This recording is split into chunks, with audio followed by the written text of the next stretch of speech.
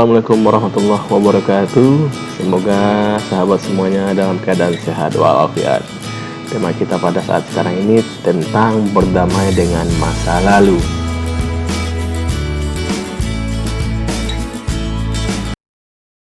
Assalamualaikum warahmatullahi wabarakatuh. Ketemu lagi dengan saya Eka Iswandi di channel Eka Iswandi. Dan hari ini sudah ada abang atau bapak ya. Ya. Abang aja bagusnya, bapak. Abang Arnaldi. Ya. Yang mana beliau sehari-harinya adalah bergerak di bidang konseling Ya. di SMA Negeri 13 Padang. ya. Nah, untuk kali ini tema kita bagaimana berdamai dengan Diri sendiri. diri sendiri, Iya. terutama berdamai dengan masa lalu. Betul sekali. Nah, kenapa pentingnya kita berdamai dengan diri sendiri? Nah, abang aja kali ya. Iya. Abang Arnaldi, Oke deh Bang. apa pentingnya kita memaafkan ataupun berdamai dengan diri sendiri? Ya penting banget ya, karena memang itu salah satu kunci kita bisa hidup kita lebih tenang, hidup kita bisa lebih bahagia, kemudian juga psikologis kita juga lebih sejahtera lagi. Karena memang ketika kita tidak memaafkan orang lain, itu bisa menjadi penghalang kita untuk melangkah di level-level berikutnya. Ya. Jadi terngiang-ngiang ya. Terngiang-ngiang. Dan apabila ada sebuah kesalahan baik dilakukan secara pribadi ataupun oleh orang lain, Ya. kita harus mampu untuk memaafkan hal itu. Forgiveness ya. Kita forgiveness karena memang apalagi misalnya hal-hal yang menyakitkan dari orang lain kan, hal yang menyakitkan dari orang lain itu ternyata satu yang perlu kita tanamkan, nggak semua diri kita ini membuat orang lain senang. Jadi semua yang kita lakukan belum tentu membuat orang senang. Iya, enggak. Jangan tanamkan kita jadi orang yang orang tuh senang semua sama kita. Itu ibaratnya itu nonsen, tidak ada. Nah, karena setiap yang kita lakukan ada orang itu senang, ada orang itu no respect sama kita, yaitu hal-hal yang biasa. Oke, selanjutnya apa sih pengaruhnya terhadap prestasi ataupun kegiatan belajar apabila seseorang itu terus memendam merasa tidak mau memaafkan? Apa sih pengaruh psikisnya? Ya. Psikis ya? Pengaruh terhadap psikis kita atau kejiwaan kita akan hadir yang namanya luka lama. Luka lama, teman-teman, luka lama.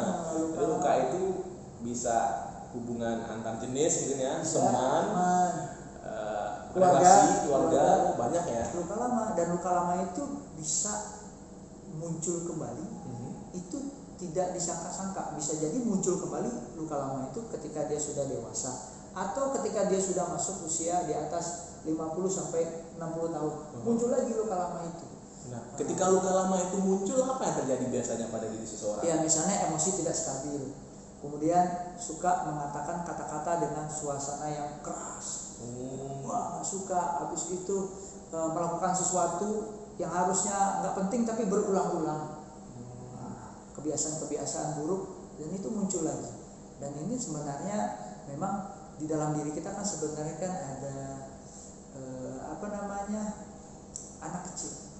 Di dalam diri kita ini sebenarnya ada anak kecil. Jiwa anak kecil gitu. Ada anak kecil, iya benar. Ada inner child di dalam diri kita. Ya. Jadi inner child itu sesekali muncul. Kalau misalnya memang banyak kesannya adalah luka lama, inner child kita itu merasa terluka dan dia belum bisa menerima kenyataan yang ada di masa lalu. Dan bagaimana menurut pandangan Bang Arnaldi? Terkadang orang masalahnya kecil, lu sih kayak anak kecil mensikapinya. Nah, tapi orang yang berkata lu sih kayak anak kecil jiwanya, tapi mereka nggak tahu sebenarnya apa sih yang terjadi sesungguhnya pada temannya itu sehingga dia inner child-nya muncul gitu ya. Seperti itu ya. Ya, harusnya memang seorang teman semestinya bukan itu yang diharapkan. Itu si orang ini, yang misalnya kita nih, misalnya saya nih lagi kena luka lamanya lagi belum bisa dimaafkan. Justru saya butuhnya support dari teman, support yang bisa memberikan terapi.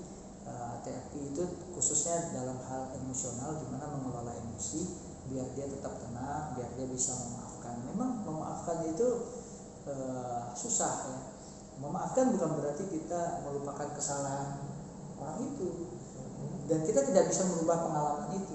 Tapi dengan berusaha kita memaafkan, maka diri kita berasa lebih bahagia lagi, bisa lebih enjoy lagi. Memang susah. Ada orang yang cuma setahun, ada yang orang puluhan tahun baru dia bisa memaafkan. Wah, jadi teman-teman semuanya, sahabat semuanya, ternyata luka yang ada pada diri kita itu bisa membuat diri kita tidak lebih maksimal beraktivitas, Iya, mengembangkan diri juga. mengembangkan diri karena ada hal-hal yang dipikirkan. Iya, jadi beban. Jadi beban ya. Jadi solusinya gimana itu, Bang? Iya, pertama belajar memaafkan. Belajar memaafkan ya dengan itu, dengan ikhlas itu. Dengan ikhlas bahwa sebenarnya kita ini tidak bisa membuat orang lain itu bakalan senang sama kita. Itu pertama. Kemudian Jadi yang kedua pertama kan tadi ikhlas. Memang ikhlas itu begitu berat. Namun dengan ikhlas, belajar untuk ikhlas, sesuatu akan lebih mudah. Kemudian yang kedua adalah kita fokus pada hari ini dan masa depan. Fokus pada hari ini dan masa depan maksudnya hidup kita pasti punya hari. Kita akan perlu, yang lebih penting itu sebenarnya adalah diri kita. Ya, tergantung kitanya. Ya hal itu. Tapi kalau kita menganggap luka lama itu, misalnya kita luka lamanya merasa harga diri kita diinjak, kita dibully, cyberbully di media sosial. Kalau kita anggap itu sesuatu yang penting, maka kita nggak bisa. Maka kita akan terhalang untuk hidup kita lebih bahagia. Nah itu ya, fokus pada hari ini, fokus pada masa depan dengan menghargai diri sendiri, berdamai dengan diri sendiri. Nah, terima diri kita, sayangi diri kita.